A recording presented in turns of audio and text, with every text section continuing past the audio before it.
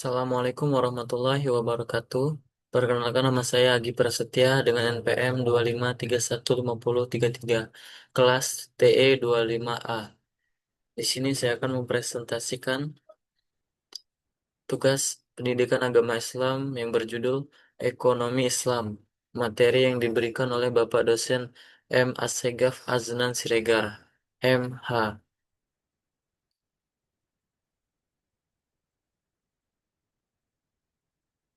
Ekonomi Islam.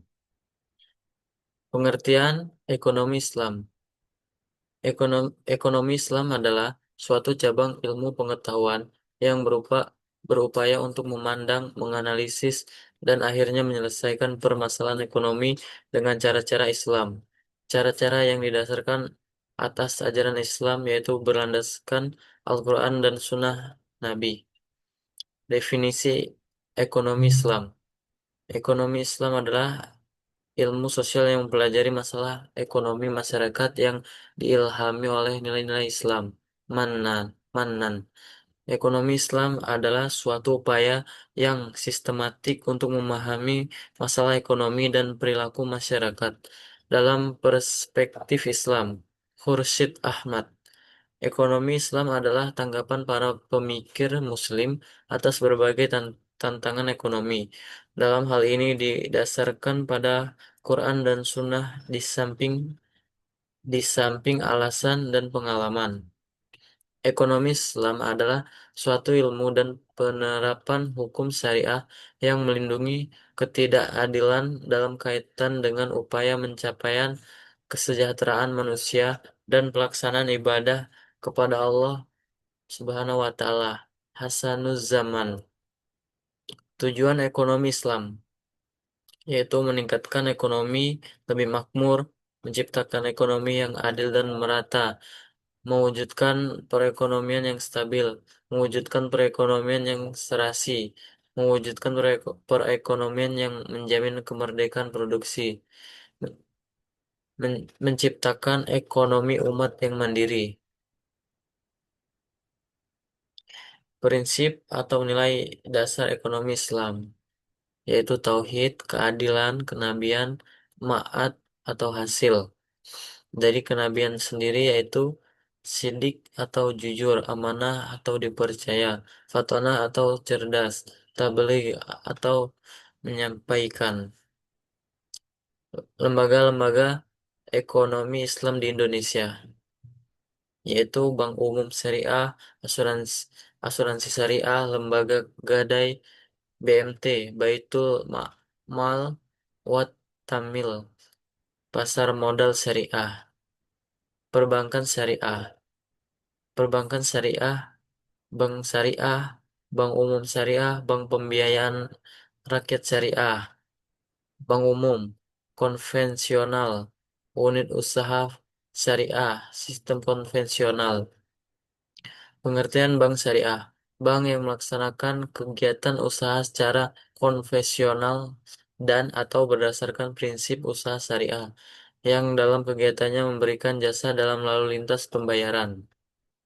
Prinsip Syariah, Pasal 1 Butir 13 Undang-Undang Nomor 10 Tahun 1998. Prinsip syariah adalah aturan perjanjian berdasarkan hukum Islam antara bank dan pihak lain untuk menyimpanan dana dan atau pembiayaan kegiatan usaha atau kegiatan lainnya yang dinyatakan sesuai dengan syariah. 5 prinsip bank syariah. Yang pertama, prinsip bagi hasil mudharabah. Yang kedua, prinsip penyertaan modal musyarakah. Yang ketiga, prinsip jual beli barang dengan memperoleh keuntungan murabahah.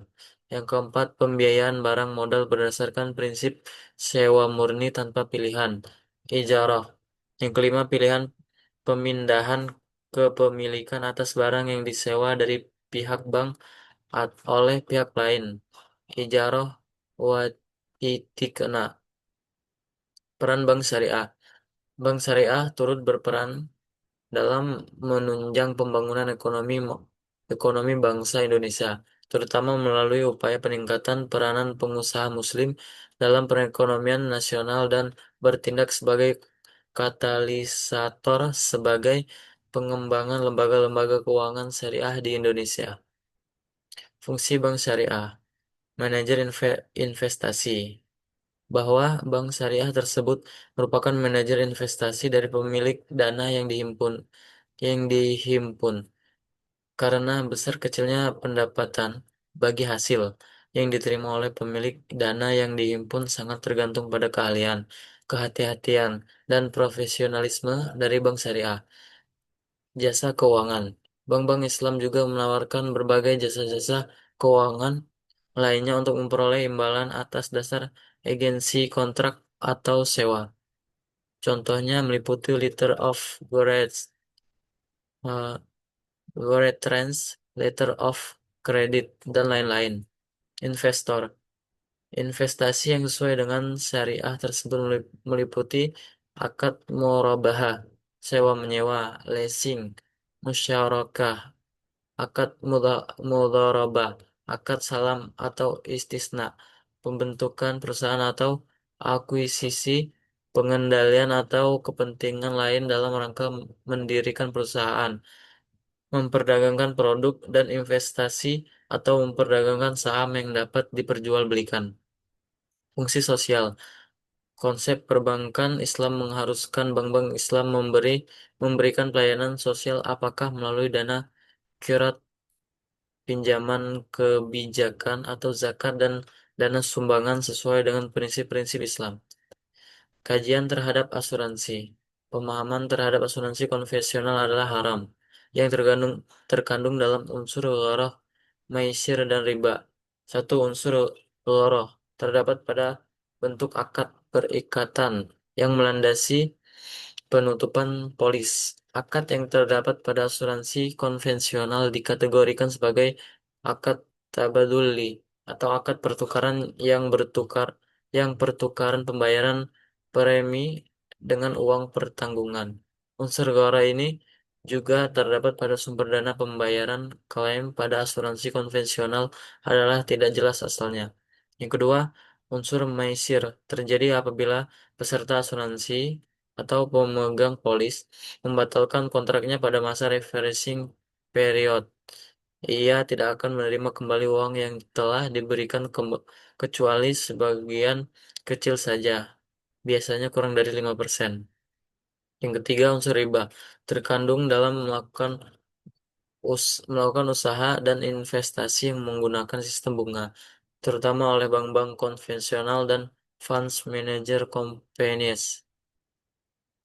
Definisi penggadaian syariah menjadikan suatu benda berharga dalam pandangan syara sebagai jaminan hutang dengan kemungkinan hutang tersebut bisa dilunasi dengan barang tersebut atau sebagiannya. Rukun dan syarat penggadaian syariah. Rahin yaitu orang yang menggadaikan. Murtahin yaitu orang yang menerima gadai. Marhun yaitu barang jaminan. Syaratnya yaitu mempunyai nilai menurut syariat, harus ada pada waktu akad, harus bisa diserahkan seketika kepada murahin atau wakilnya. Murhin bin bin Zain bin Zain, hutang, harus jelas rahin dan murtahin, harus tetap dapat dimanfaatkan, harus lazim mengikat pada waktu akad. Ijab dan qabul, pernyataan gadai dari para pihak. Keduanya jelas mengungkapkan keinginan untuk akad rahim. Kesesuaian qabul dan ijab. Masing-masing orang yang berakad mengetahui maksud lawannya.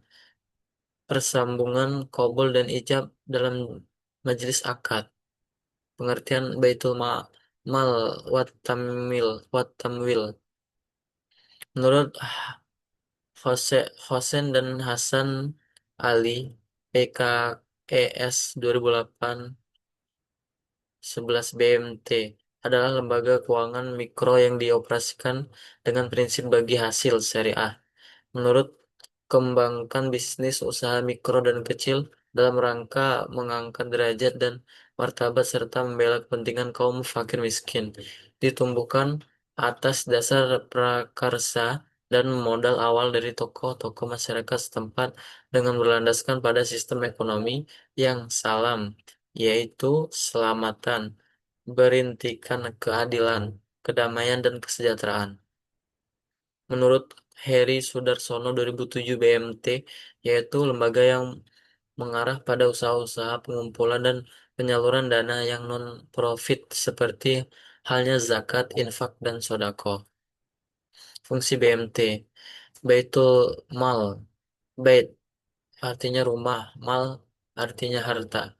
Menerima titipan dana zakat, infak, dan sodako, serta mengoptimalkan distribusinya sesuai dengan peraturan dan amanahnya.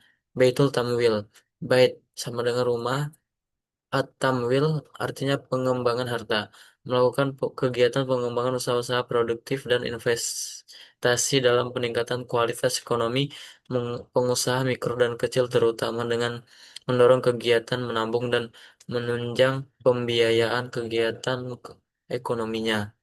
Dasar hukum BMT. Dalil Al-Quran Surat At-Taubah ayat 60 dan 103 yang menjelaskan tentang perintah berzakat, di mana pada zaman Rasulullah Baitul Mal didirikan dengan fungsi untuk menyimpan uang-uang zakat dan lainnya. Dari Al-Quran Surah Al-Baqarah ayat 275 sampai 280. Konsep pasar pasar modal syariah, Al-Quran dan Sunnah, As-Syariah, hukum dan aturan yang berisi perintah dan larangan dan ditetapkan oleh Allah Subhanahu wa taala kepada hambanya. Fakih fikih penafsiran ulama terhadap syariah. Pertama ibadah manusia terhadap Allah pencipta. Semua tidak boleh dilakukan kecuali yang ada perintah atau ketentuannya. Muamalah manusia terhadap manusia lainnya. Semua boleh dilakukan kecuali jelas ada larangannya. Prinsip syariah di pasar modal. Prinsip pasar modal syariah. Pembiayaan dan investasi pada aset kegiatan usaha yang halal, spesifikasi dan bermanfaat, dan dilakukan dengan hasil hasil bagi hasil.